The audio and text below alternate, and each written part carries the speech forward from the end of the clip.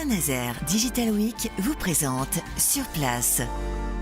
À mon époque, la rentrée, c'était au mois d'octobre. Eux, les pauvres, dès le 18 septembre, ils sont tous revenus.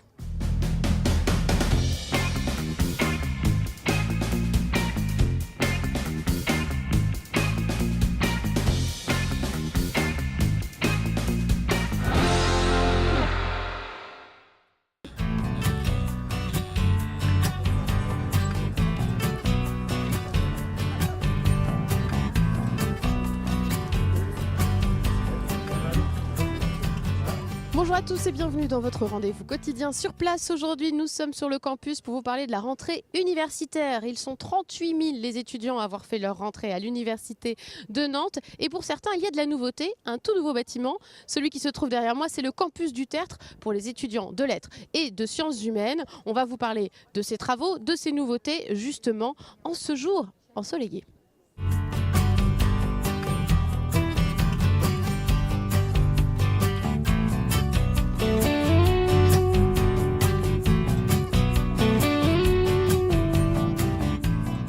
Je suis avec Bénédicte Combe, bonjour. Bonjour. Vous êtes chargée de projet campus et vous aussi qui avez un peu piloté les travaux de ce campus Tertre devant lequel nous nous trouvons pour sa première rentrée universitaire.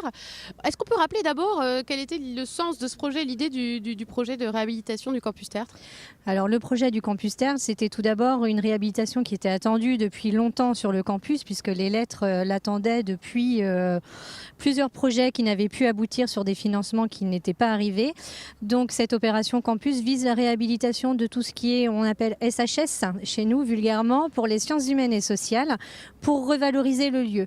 Donc en fait une réhabilitation lourde et profonde pour redonner une identité au lieu et revaloriser les différents enseignements, les UFR. Alors c'était un bâtiment des années 70, assez vétuste, qui avait attendu longtemps sa réhabilitation, vous l'avez dit, ouais. Mais pourtant la structure est restée quand même. Hein. La structure est restée, l'architecte a pris le parti en fait de l'habiller par l'extérieur pour avoir une isolation, un excellent bilan thermique et la redistribuer entièrement. Donc en fait il a été curé, ce qu'on peut retrouver sur les étapes futures du projet. Donc on garde la coque, on garde uniquement les planchers et on réhabille l'ensemble.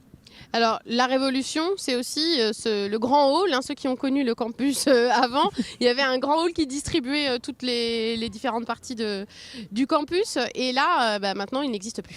Ce hall n'existe plus, mais ce qui est intéressant, c'est que ce hall qui était traversé avant et qui avait vraiment une fonction de couloir, masquait également les fonctions qu'on peut retrouver derrière, comme la BU, qui est fréquentée largement par les différents enseignements, que ce soit les lettres, que ce soit également l'IGARIN, la géographie ou les langues, FLCE. Donc maintenant, ça donne à voir cette percée qui est en perspective directe depuis l'arrêt de tram. Donc on peut découvrir l'arrière du campus, une véritable respiration. Et le bâtiment Tertre a retrouvé son hall qui lui est propre, qui n'est plus traversé. Oui, c'est ça. Et donc maintenant, ça s'appelle le parvis des bibliothèques. Hein. Voilà, c'est ça. Étant donné que le nouveau bâtiment qui a été construit sur cette place regarde la BU, on l'a appelé le parvis des bibliothèques, puisque les bibliothèques de section regardent la bibliothèque universitaire. Alors aussi, il y avait Remember, un amphi là, qui n'y est plus non plus. Est-ce que ça veut dire qu'il y a moins de place, moins de salles? Non, il n'y a pas moins de place, moins de salles. Cet amphi a disparu puisque dans l'étude, effectivement, on s'est aperçu que les modes d'enseignement changent, qu'on va plus vers des cours de TP, de TD. Donc, en format plus réduit. Voilà, en format plus réduit. Donc en fait, sur la programmation, on a étudié les besoins en salles par rapport aux maquettes pédagogiques et il s'est avéré qu'on avait besoin de plus de salles de cours mais moins d'amphithéâtre. Donc cet amphi C, qui était un amphi emblématique un petit peu de toutes les manifestations qui ont pu avoir sur ce campus, n'est plus, mais a été gardé en souvenir par l'architecte, la fresque de Jörg Morin, qui évoque effectivement une belle partie de ce campus.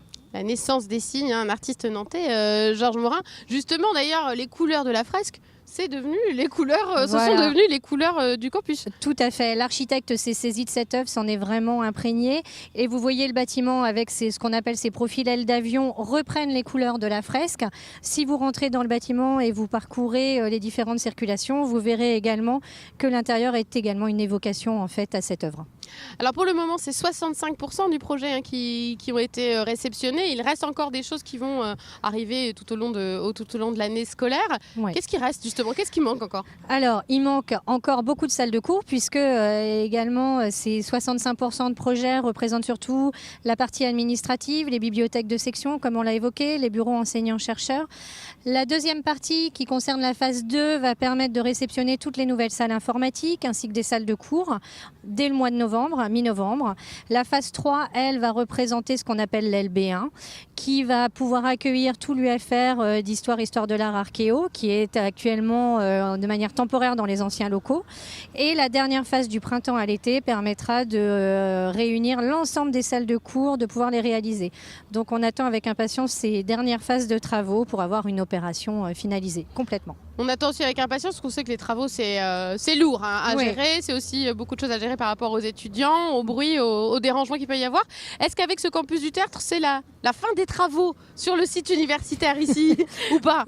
Oui, la fin des travaux, on n'a jamais fini nos travaux, on est toujours en réhabilitation pour maintenir à niveau nos équipements, mais effectivement c'est quand même une opération phare, une grosse opération qui va marquer la fin des travaux, avec également dans les arrières le château qui va pouvoir aussi avoir une belle réhabilitation pour retrouver, on va dire, ses blasons et accueillir des séminaires et des colloques des sciences humaines. Voilà, ça sur l'arrière, les Voilà, futurs travaux. tout à fait, que l'on à peut voir venir. depuis l'Erdre.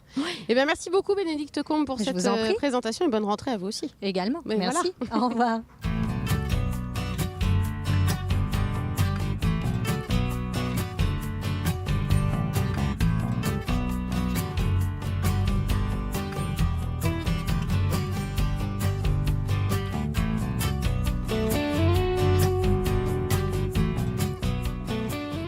Bah, ça fait 3 ans que je suis là et en fin de compte, je trouve que c'est bien d'avoir ajouté un peu de fraîcheur, un peu d'espace aussi. Ça libère un peu l'espace, j'aime bien, c'est frais. Alors après, le problème, c'est que on a supprimé un amphi alors qu'on a besoin de place. On a juste eu un cours, donc c'est difficile de se dire qu'on est bien, mais en tout cas c'est un beau campus et ils l'ont bien fait, du coup on se sent bien dedans et on est à l'aise. Déjà dans un premier temps c'est plus pratique d'accès ici parce qu'on devait faire le tour avant donc c'était pas pratique et donc du coup on gagne du temps sur ça et sinon bah c'est plutôt joli, pour l'instant il y a des couleurs, c'est sympa quoi. Voilà. Aussi au bâtiment sensible là derrière où je suis tout le temps. On est content parce qu'on a des petits espaces pour se poser, tout ça, à tous les étages. Du coup, voilà, c'est sympa, c'est neuf, c'est joli, il y a de la couleur maintenant, alors qu'avant c'était un peu fade. Voilà, il est très moderne, c'est ça. Voilà. Et puis c'est facile de trouver, même quand on ne connaît pas, quand on est nouveau, ou nouvelle, c'est très bien indiqué, donc c'est vrai que c'est assez pratique. Après, si on devait mettre un petit bémol, c'est plus par rapport à l'année dernière, le bruit et tout ça, ce qu'elle nous faisait, mais bon, c'était quand même relativement calme et on est très content du résultat, c'est beau.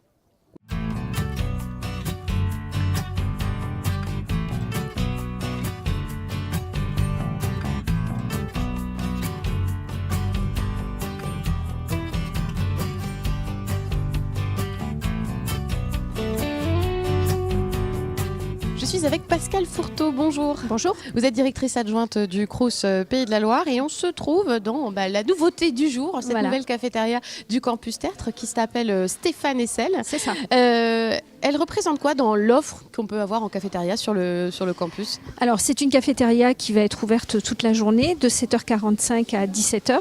Donc qui permet aux étudiants de venir déjeuner, déjeuner le midi et aussi de se détendre puisqu'on a une salle de convivialité avec des fauteuils bas, des poufs, des enclaves pour travailler ou pour se détendre.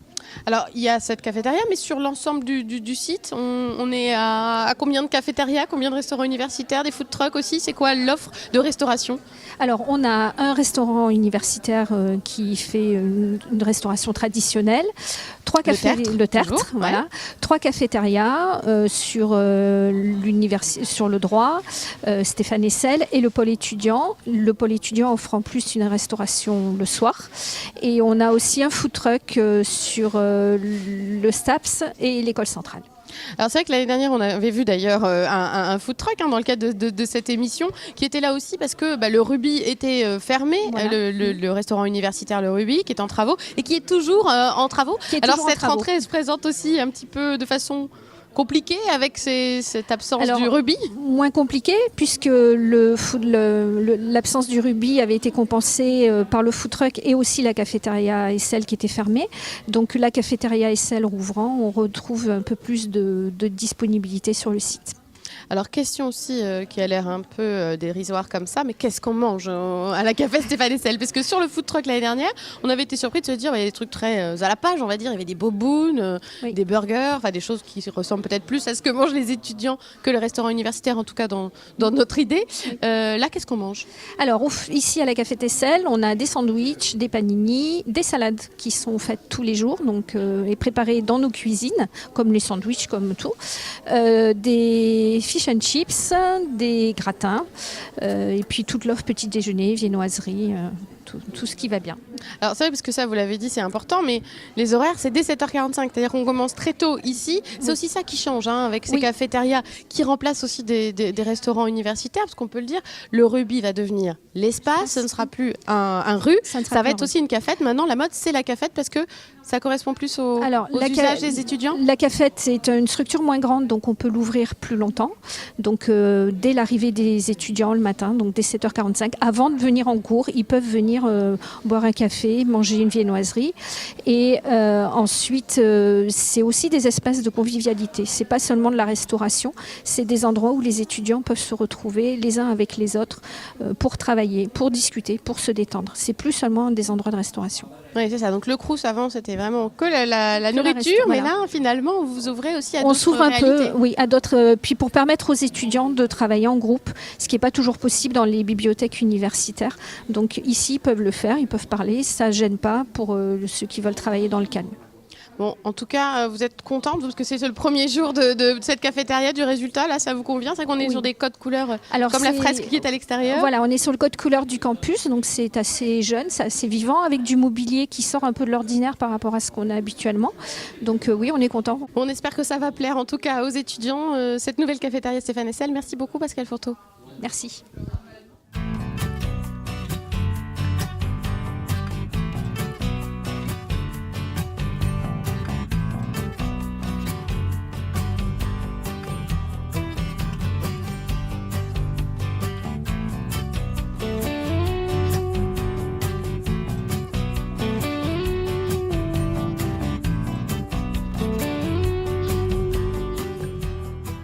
Les travaux du campus du Tertre ne sont pas totalement terminés. D'autres bâtiments vont être livrés en novembre et en janvier. Et pareil pour le rugby. Maintenant, il faut l'appeler l'espace. Ce sera aussi vers la fin de l'année. Donc encore du nouveau en perspective sur le campus. Et deux dates à retenir. Allez, pour cette semaine, c'est la rentrée universitaire en musique avec Scopiton ce jeudi, ici derrière nous au pôle étudiant. Et aussi un vide-grenier qui aura lieu ce samedi, toujours au pôle étudiant. Parce que bon, il n'y a pas que les études dans la vie quand même. À bientôt. Salut.